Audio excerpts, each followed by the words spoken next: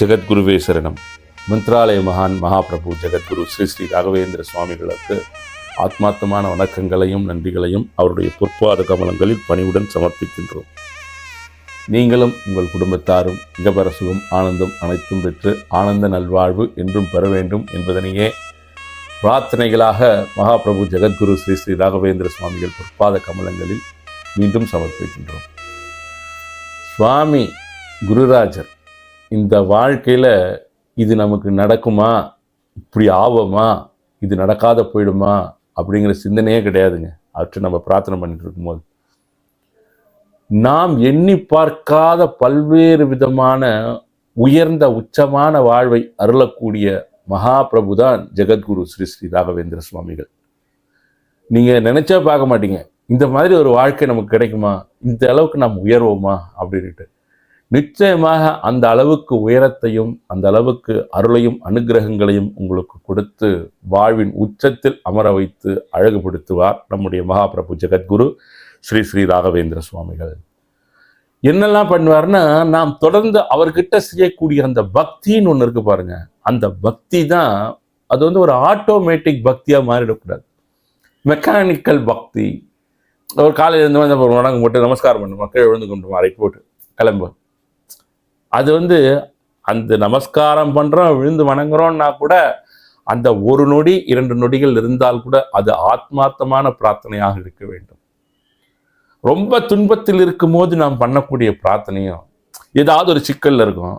அந்த சிக்கல்ல இருக்கும்போது நம்ம அவர்கிட்ட செய்யக்கூடிய பிரார்த்தனைக்கும் நாம் சுமூகமான வாழ்க்கை நமக்கு அப்படி போயிட்டு இருக்கும்போது அப்போ பண்ணக்கூடிய பிரார்த்தனைக்கும் நிறைய வேறுபாடுகள் இருக்கும்.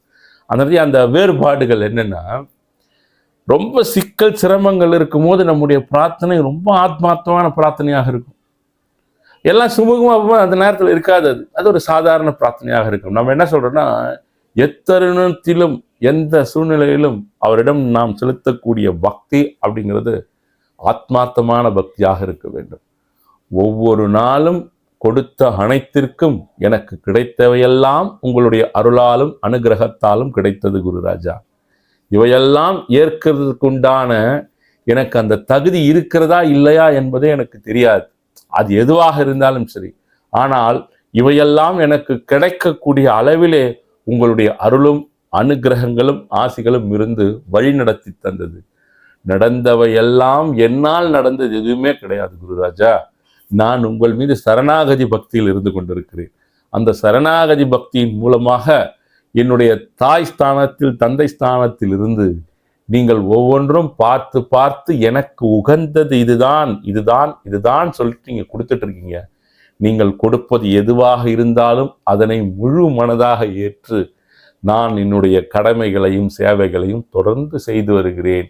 உங்களுடைய பொற்பாத கமலங்களுக்கு ஆத்ம நன்றிகள் 1000 கோடி. டெய்லி கிராட்டிடியூட், நன்றி சொல்லணும் அவருக்கு கண்டிப்பாக. தினம் அதை நம்ம அதை சொல்லிட்டே வரும்போது பார்த்தீங்கன்னா, அப்போதான் இந்த வாழ்க்கை வந்து எப்படிலாம் மாறி இருக்கு. ஏன்னா உங்களுடைய வாழ்க்கையை மிகப்பெரிய அளவில் மாற்றம் செய்து கொடுக்கக்கூடிய அந்த ஒரு பேரருள் அப்படிங்கிறது அவர்கிட்ட தான் இருக்காது.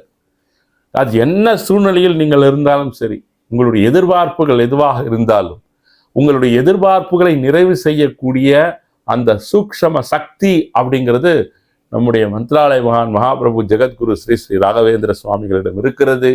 நீங்கள் பிரார்த்திக்கக்கூடிய முறை, பிரார்த்திக்கக்கூடிய வகை, உங்களுடைய ஆத்மார்த்தமான பக்தி அதெல்லாம் சேர்ந்து நிச்சயம் உங்களுக்கு உங்கள் வேண்டுதலை பெற்றுத்தரும். குருவாக அவர் இருந்து உங்களை வழிநடத்தி தருவார். அவர் மீது நாம் வைக்கக்கூடிய அந்த பக்தி எப்பவுமே வந்து அது மாறவே கூடாது. இருக்க அடுத்தடுத்து அதிகமாயிட்டு தான் போகணும். ஒரு குருவும் ஒரு சிஷ்யனும் என்ன பண்ணுறாங்க, ஒரு நடந்து வந்துட்டு இருக்காங்க, ஒரு இடத்துக்கு போகிறாங்க, ஒரு ஆசிரமத்திலிருந்து வேறொரு இடத்துக்கு போயிட்டு இருக்காங்க. அப்போ அந்த இடையில வந்து ஒரு ஆறு வந்துடுது, ஒரு ரிவர். குரு நிற்கிறாரு, பார்க்குறாரு, அந்த ஆற்றில் வேறு கொஞ்சம் வெள்ளம், தண்ணி அதிகமாக போயிட்டுருக்கு. சிஷ்யனை கூப்பிடுறாரு, சிஷ்யா அப்படிங்கிறாரு. சொல்லுங்க குருவே அப்படின்றாரு. சிஷ்யன் பக்கத்தில் இருக்காரு.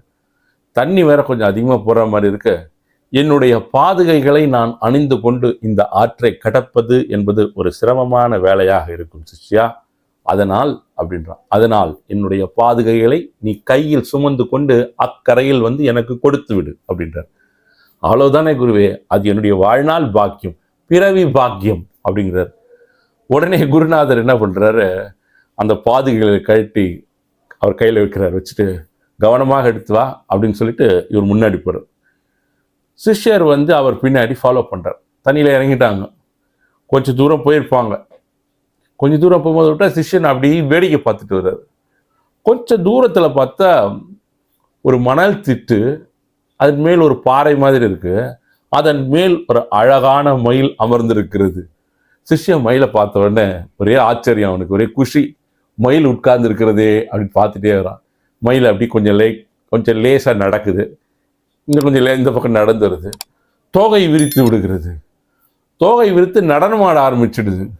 அதில் லயித்து விடுகிறார் இந்த சிஷ்யர். அது பார்த்து அவர் அப்படியே இன்பமாக பார்த்துட்டே வர்றார். பார்த்துட்டு அதானே கொஞ்ச நேரம் மயில் உட்கார்ந்துருக்கு. அப்புறம் மயில் பறந்து அங்கேருந்து போயிடுது. ஒரு 3/4 பாகம் நடந்து வந்துட்டாங்க அந்த ஆற்றை கடந்து. திடீர்னு கையில் பார்த்தா அந்த 2 பாதுகைகளில் ஒன்று தான் இருக்கு, ஒன்று இல்லை. சிஷ்யன் பயந்து போகிறான், ஆச்சரியம் அதிர்ச்சி ஆயிடுறான். ஐயோ, ஒன்று தான் இருக்கு, இன்னொன்று காணுமேன்னு சொல்லிட்டு திருப்பி பார்க்குறான். திருப்பி பார்த்தா எங்கே போயிட்டு எங்கே தேடுறது? வெகு தூரம் கடந்து வந்து விட்டார்கள். ஐயோ, மயிலை பார்த்து இந்த பாதுகை எங்கே போச்சுன்னு தெரியலையேன்னு குருநாதர் ஏதோ பேசிட்டே போறார். அவர் பேசுறத கூட இந்த சிஷ்யன் காதில் வாங்கல. நேரம் கரையை அடைந்து விடுகிறார்கள். கரையை அடைந்தவுடன் குருநாதர் என்ன பண்றாரு, சிஷ்யா பாதுகை போடு கீழே அப்படிங்கிறாரு. குருவே, ஒன்றே ஒன்று தான். ஒன்றே ஒன்று தானா? இன்னொன்று எங்கன்னு கேட்குறாரு. இன்னொன்றுன்னு தலை சொல்கிறார். இன்னொன்று மயில் பார்த்தியா வரும்போது அப்படின்னு கேட்குறாரு. ஆமாம் குருவே. நடனமாடியதை பார்த்தாயா? ஆமாம் குருவே. உன்னுடைய கவனம் சிதறி போயிட்டு இருக்கு. கவனமாக இதை எடுத்துவான்னு நான் அப்பவே சொன்னேன்.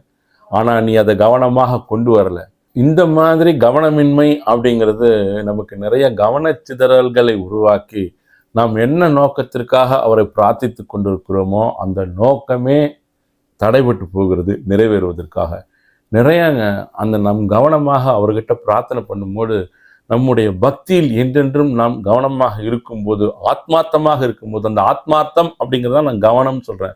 ஆத்மார்த்தமாக இருக்கும்போது நீங்கள் என்ன கேட்கிறீர்களோ அதனை நிச்சயமாக குருராஜர் உங்களுக்கு அருளச் செய்வார். அதில் எந்த விதமான மாற்றமும் கிடையாது. அந்த மாதிரி அருளையும் அனுகிரகத்தையும் நிறைய நபர்கள் தொடர்ந்து குருராஜரிடம் பெற்றுக்கொண்டே இருக்கிறார்கள். ஒரு சில பல நாட்கள் முன்னால் ஒரு அம்மா, ஒரு மேடம் ஒருத்தர் எனக்கு கால் பண்ணாங்க. கால் பண்ணிவிட்டு, சார் ஒரு 10 மினிட்ஸ் பேசலாமா உங்ககிட்ட அப்படின்னாங்க. ஐயோ சொல்லுங்கள் நிச்சயமா அப்படின்னு. நான் வந்து ஒரு ராகவேந்திர சுவாமி பக்தை அப்படின்னு சொல்லிட்டு அவர்கள் சொல்ல துவங்கினார்கள். அவங்க சென்னையில் ஒரு ஸ்கூலில் ஹெட்மிஸ்ட்ரஸாக இருக்காங்க. தலைமை ஆசிரியராக இருந்து கொண்டிருக்கிறார். அவர்களுக்கு ஒரு மகள். இவங்க ஒரு சிவபக்தை. தொடர்ந்து சிவபெருமானை போற்றி வணங்கி கொண்டு வராங்க. ஒரு காலகட்ட ஒரு சூழ்நிலையில் ராகவேந்திர சுவாமிகள் பற்றி அவங்களுக்கு தெரிந்தவர் மூலமாக அறிந்திருக்கிறார்கள். அதிலிருந்து குருராஜரையும் தொடர்ந்து பிரார்த்திக்க துவங்கி இருக்கிறார்கள். திருவல்லிக்கேணி மடத்திற்கு சென்று அங்கே தரிசனம் பண்ணியிருக்காங்க. அவங்க என்ன பண்ணுறாங்க, அவங்க டாக்டர் ஒரு டாக்டர். அந்த டாக்டர் அவங்க +2 முடிக்கும் போது இவங்க நல்ல மதிப்பெண் பெற்று ஒரு நல்ல நிலைக்கு வரணும், மருத்துவராக அவர்கள் ஒரு கல்லூரியில் சீட் கிடைக்கணும் அப்படின்னு சொல்லிட்டு ராயர்கிட்ட தொடர்ந்து பிரார்த்தனை பண்ணியிருக்காங்க. 1100க்கு மேலே அவங்க மார்க் வாங்குறாங்க. வாங்கினோடனே மெடிக்கல் காலேஜுக்கு நிறைய இடத்துல ட்ரை பண்ணுறாங்க. அப்புறம் ஒரு காலேஜில் கவுன்சிலிங்கில் ஒரு காலேஜில் கிடைக்குமான்னு ட்ரை பண்ணுறாங்க. அதுக்கப்புறம் ஒரு காலேஜ் போகிறாங்க. செங்கல்பட்டு அருகே ஒரு காலேஜ் போகும்போது பார்த்தா அந்த இடத்துல உள்ள ராயருடைய படத்தை பார்க்கிறார்கள். சுவாமியை வணங்குறாங்க. எப்படி இந்த காலேஜில் சீட் கிடைக்கணும் அப்படின்னு சொல்லிட்டு அந்த காலேஜில் கூட்டிகிட்டு போகும்போது அந்த காலேஜில் ராகவேந்திர சுவாமியுடைய அனுகிரகத்தோடு அவங்களுக்கு சீட் கிடைச்சிருது. அவங்களுடைய டாக்டர், அந்த பாப்பா அவங்க கிட்டத்தட்ட அந்த ஸ்டடீஸ் முடிக்கிறாங்க. பாருங்கள், ராயர்கிட்ட ஒன்று பிரார்த்தனை பண்ணுறாங்க. பிரார்த்தனை பண்ணோன்னே அவங்க கேட்டதை கொடுத்துட்டாரு. நல்ல மார்க்கும் வாங்கிட்டாங்க. அதுக்கப்புறம் மெடிக்கல் காலேஜில் சீட்டும் கிடச்சிருச்சு. அந்த படிப்பை முடிக்க போகிறாங்க. திடீர்னு அவங்க மகளுக்கு என்னென்னா சர்வீஸ் எக்ஸாம் எழுதணும், ஐஏஎஸ் போகணும், அந்த மாதிரி பெரிய ஒரு கவர்மெண்ட் அஃபீஷியல் ஹையர் ரேங்கில் போயிட்டு ஒரு போஸ்டிங்கில் எங்கன்னா போயிட்டு உட்காரணும் அப்படிங்கிற மாதிரி அவங்களுக்கு ஒரு ஆர்வம் வந்துட்டுருக்கு. அதை அவங்க அம்மா கிட்ட சொல்கிறாங்க, இந்த மாதிரி நான் படிக்கணும், அடுத்த கட்டமாக போகணும் போது அவர்களுடைய மகள் அவங்க 1100க்கு மேலே மதிப்பெண் எடுத்ததுனால சரி முயற்சி பண்ணு, ஏன்னா அவங்களுடைய செல்ல மகள் அவங்க நிச்சயமா அவங்களுக்கு என்னெல்லாம் வேணுமோ அவங்க விருப்பப்படி அவருடைய வாழ்வை அமைத்துக்கொள்ள அனைத்து விதமான அனுமதியும் கொடுத்திருக்கிறார்கள். அனுமதினா ஓகே பண்ணியிருக்காங்க. செல்ல மகள் இல்லையா? ஏன்னா ஏற்கனவே இத்தனை வருடங்கள் மெடிசன் படிச்சாச்சு. மெடிசன் படித்து முடிக்கிறதே வந்து ஒரு கடுமையான படிப்பு. அது அந்த அளவுக்கு ரொம்ப டெடிகேஷனான ஸ்டடீஸு படிக்கிறது.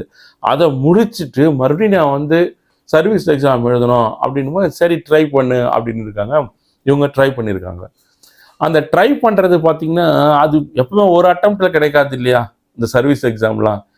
இவங்க ஒவ்வொரு முறையும் அந்த எக்ஸாம் எழுதுவாங்க. அவங்க டாட்டர் ஒவ்வொரு முறையும் எழுதுவாங்க. ஒவ்வொரு முறையும் அந்த ரிசல்ட் வரும்போது அந்த வீட்டில் இருக்கவங்க எல்லாருக்குமே வந்து இது எப்படிரா இது இந்த ரிசல்ட் வரணும், எப்படின்னு கிடைக்கணும், எப்படி அதில் பாஸ் பண்ணின்னு சொல்லிட்டு அவங்க மதர் வந்து ரொம்ப பிரார்த்தனை பண்ணுவாங்க ராயர்கிட்ட. ஒவ்வொரு முறையும் அது ரிசல்ட் ஏனோ காரணத்தினால ஏதோ சில காரணங்களால் வந்து அந்த வெற்றி அப்படிங்கிறது தள்ளி தள்ளி போயிட்டே இருக்கு. அவங்களால வந்து வெற்றி பெற முடியவே இல்லை. மந்திராலயம் போயிருக்காங்க. மந்திராலயத்தில் அவங்க ஒரு முறை போகும்போது என்ன பண்ணியிருக்காங்க, அந்த இடத்துல ஒருத்தர் எழுதி கொடுங்க, உங்களுக்கு என்ன வேண்டுதலோ அந்த வேண்டுதலை சொல்லுங்க, நாங்கள் எழுதிக்கிறோம் அப்படின் போது இவங்க சொல்லியிருக்காங்க, நான் இந்த முறை இங்கே வந்துட்டேன், நான் அடுத்த முறை இங்கே வரும்போது என்னுடைய மகள் வந்து கண்டிப்பாக வந்து இந்த மாதிரி ஒரு நல்ல போஸ்டிங்கில் இருக்கணும், இது கிடைச்சிருக்கணும், இந்த சர்வீஸ் எக்ஸாமில் பாஸ் பண்ணி ஒரு நல்ல பொசிஷன் போனோம், அதையே வேண்டுதலாக எழுதியிருக்காங்க. அந்த ஆச்சார் அங்கிருந்து ஒரு யாரை சொல்லியிருக்காரு, நீங்கள் வாங்க அடுத்த முறை இதெல்லாம் நிறைவேறிட்டுன்னுட்டு. இவங்க அங்கேருந்து அந்த தீர்த்தம் எல்லாமே எடுத்துகிட்டு வந்திருக்காங்க மந்திராலயம்லேருந்து. வந்தவங்க என்ன பண்ணாங்க, மறுபடியும் பார்த்தா அடுத்த ரிசல்ட் வருது. அந்த ரிசல்ட்லேயும் அவங்க இல்லை, சக்ஸஸ் கிடைக்கல. வீடே நிசப்தமாக இருக்குது. ரொம்ப வருத்தம், துயரம், ஸ்ட்ரெஸ் ஆகி போச்சு மைண்டு. திருப்பி திருப்பி வந்து படிக்கிறாங்க எழுதுறாங்க, படிக்கிறாங்க எழுதுறாங்க, ஒரு சக்ஸஸ் கிடைக்கலையே. உடனே அவங்க டாக்டருக்கு ஒரு பக்கம் இருந்தால் கூட அதை விட வந்து இவங்களுக்கு இந்த எச்சமாக இருக்காங்கன்னு சொன்னேன் இல்லையா தலைமை ஆசிரியர், அந்த அம்மாவுக்கு வந்து இன்னும் அதிகமான வந்து ஒரு ஸ்ட்ரெஸ்ஃபுல் ஆகிட்டு இருக்கு, இதே கவலையாயிட்டு இருக்காங்க. பக்கத்தில் இருக்கிற கூட வந்து ஒர்க் பண்ணுற ஆசிரியர்கள்லாம் கேட்டிருக்காங்க, என்ன மேடம் எப்படி இருக்கீங்க அப்படின்னும் போது ஏதோ காரணங்களை சொல்லி அவர் வந்து தவிர்த்திருக்கிறார். அதெல்லாம் என்ன சொல்ல முடியும் அது இந்த மாதிரி. ஏன்னா மெடிசனும் படிச்சிருச்சு பாப்பா, மெடிசன் படிச்சதுக்கு அந்த எம்பிபிஎஸ் அந்த டாக்டர் ப்ராக்டிஸ்க்கும் போல அந்த பார்ட்டியும் ஸ்டாப் பண்ணிட்டு நான் எப்படியும் வந்து சர்வீஸ் எக்ஸாம் எழுதியில் வந்துடும்னு சொல்லிட்டு இதுலேயும் 2-3 வருடங்கள் கடந்து விட்டது. எந்த பக்கம் போகிறதுன்னு தெரியல, திருமணம் வேறு பண்ணணும். இந்த மாதிரி ஒரு ஒரு பெற்றோராக இருந்து அவருடைய கவலை அப்படிங்கிறது அதிகபட்சமாக குருராஜரிடம் சரண்டர் ஆயிருக்கார். அவர் அந்த பிரார்த்தனை, அந்த கவலையெல்லாம் பிரார்த்தனையை வச்சு தொடர்ந்து கேட்டிருக்காரு. ஒரு முறை ரிசல்ட் வந்து மறுபடியும் வரலன்னு அவங்க மேலே ரொம்ப விரக்தி ஆகிட்டு அந்த அவங்க வாங்கிட்டு வந்த தீர்த்தம் எப்பவுமே இருக்குமா, அந்த தீர்த்தம் ராயருடைய படம் எல்லாத்தையும் எடுத்துகிட்டு போயிட்டு ஒரு ரூமில் வச்சு லாக் பண்ணிட்டாங்க. சரி இது நம்ம வந்து இவர்கிட்ட கேட்டும் ஒன்றும் பண்ண முடியல, எதுவுமே நடக்க மாட்டேன்னு ஒரு இடத்துல கொண்டு வச்சுட்டாங்க. இருந்தாலும் அவருடைய மனதிற்குள்ளாக அவரை பிரார்த்தித்து கொண்டு தான் இருக்கிறார். இருந்தாலும் எக்ஸ்டர்னலாக இந்த மாதிரி பண்ண வந்து அதிகப்படியான பிரார்த்தனை வணக்கங்கள் பண்ணதுக்கெல்லாம் முற்றுப்புள்ளி வைத்து தூக்கி ஓரம், இவரை தேவையில்லை, இவரை கேட்டு என்னதான் கிடைச்சிது, இத்தனை வருஷம் நமக்கு வந்து ஸ்ட்ரெஸ் தான் வந்து பாப்பாவுக்கு இடமும் கிடைக்கல அப்படின்னு சொல்லிட்டு ஒவ்வொரு முறை அந்த ரிசல்ட் வரும்போது அந்த ஸ்ட்ரெஸ்ஃபுல் அந்த சிச்சுவேஷன் சீக்வன்ஸ் தான் அவங்க வீட்டில் நடந்துகிட்டே இருக்குமா எப்பவுமே. திடீர்னு ஒரு நாள் என்ன பண்ணியிருக்காங்க, குருஸ்தோத்திரம் படித்திருக்கிறார்கள் அவர்கள். சரி இது குருஸ்தோத்திரன்றாங்களே, இதனால் நம்ம படிப்போம், ஏதாவது ஒரு நல்லது நிகழாதான் பார்க்கலாம்.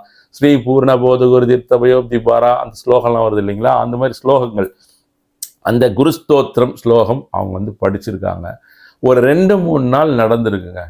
அவங்க டாக்டர் என்ன பண்ணியிருக்காங்க, இது இடையில இந்த நேஷ்னல் இந்த இன்சூரன்ஸ் அதில் வந்து அந்த இன்சூரன்ஸ் ஆல் இண்டியா லெவல் ஒரு எக்ஸாம் எழுதியிருக்காங்க. அவங்க எக்ஸாம் எழுதினோடனே அந்த ரிசல்ட் வந்திருக்கு. அந்த ரிசல்ட் வந்து பாஸ் அப்படின்னு சொல்லிட்டு அவங்க அம்மா கிட்ட வந்து அழுதுருக்காங்க, நான் இதில் பாஸ் பண்ணிட்டேன் இதில் அப்படின்ட்டு. எதுலன்னா இந்த மெடிசன் ஓரியன்டாக வரக்கூடிய அந்த இன்சூரன்ஸ் எக்ஸாம். எல்லா டிபார்ட்மெண்ட்டும் இருக்குது இல்லைங்களா, இன்ஜினியரிங் இந்த மாதிரி மெடிசன் எல்லாத்துக்கும் தகுந்த மாதிரி அந்த இன்சூரன்ஸ் ஹையர் இன்சூரன்ஸ் இதில் வந்து ஒரு எக்ஸாம் கண்டக்ட் பண்ணுவாங்க ஆல் இண்டியா லெவலில். அந்த ஒரு எக்ஸாம் எழுதி இந்த மெடிசன் ஸ்டடீஸ் அடிப்படையாக வச்சு ஒரு பெரிய ஆஃபீஸராக ஒரு நல்ல பெரிய சம்பளத்தில் அவங்களுக்கு வந்து ஒரு ஜாப் கிடைச்சிருச்சு. அதை வந்து அவங்க என்கிட்ட சொல்லி ஷேர் பண்ணாங்க, சார் இந்த மாதிரி பண்ணார் சார் ராயர்னு. அப்போ நான் சொன்னேன், நீங்கள் பாருங்கள் அவர் பண்ணது வந்து 100% கரெக்டு. ஏன்னு கேட்டால் நீங்கள் படித்த மெடிசனும் வந்து இந்த இடத்துல வேஸ்ட் ஆகக்கூடாது. அதுக்கு அடுத்து நீங்கள் போயிட்டு உட்கார போகிற போஸ்டிங்கும் வந்து ரொம்ப டென்ஷன் இல்லாத ஒரு ஜாபாக இருக்கணும். இதெல்லாம் பார்த்து தான் வந்து மிக சரியான இடத்துல வந்து உங்களுடைய பிரார்த்தனைக்கு உண்டான தகுந்த பதிலை அவர் கொடுத்திருக்கிறார். அற்புதமாக மனமோந்து அதனை ஏற்றுக்கொள்ளுங்கள். நீங்கள் என்ன பொசிஷன் போகணுன்றதை கண்டிப்பாக அவர் வடிவமைத்து தருவார். அதனால உங்களுடைய பிரார்த்தனை அப்படிங்கிறது அவர்கிட்ட இந்த அருளையும் அனுகிரகத்தையும் பெற்று தந்தது அப்படின்னு அவர்கிட்ட சொல்லிட்டு இருந்தாங்க. இந்த மாதிரி நிறைய அரசாங்க உத்தியோகங்கள், கவர்மெண்ட் ஜாப்ல போயிட்டு உட்கார்ந்துருக்கவங்க, பெரிய கேடர்ல இருக்கிறவங்க, நிறைய பேருக்கு ராயருடைய கருணையும் கருணா கடாட்சியும் தொடர்ந்து கிடைத்திருக்கிறது.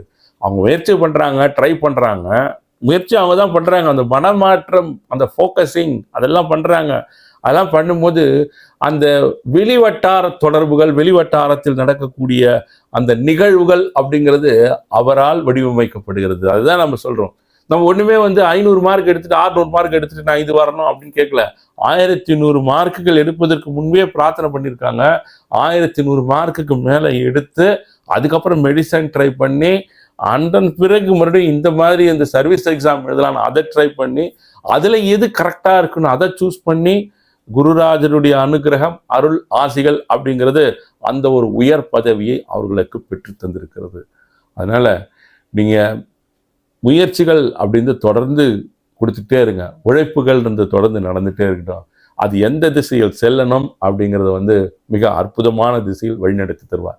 நிச்சயமா அந்த HM மேடம் அவர்களுக்கும் அவங்களுடைய டாக்டர் அவர்களுக்கும் நம்முடைய ஸ்ரீ ராகவேந்திர விஜயம் யூடியூப் சேனல் சார்பாக உங்கள் அனைவரின் சார்பாக வாழ்த்துக்களையும் வணக்கங்களையும் தெரிவித்துக் கொள்கிறோம்.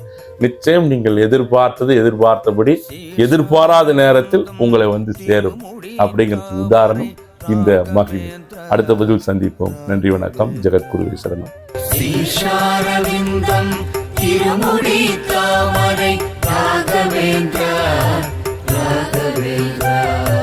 முகாரவிந்தம் திருமுகத்தாமரை ராகவேந்திரா ஸ்ரீ ராகவேந்திரா.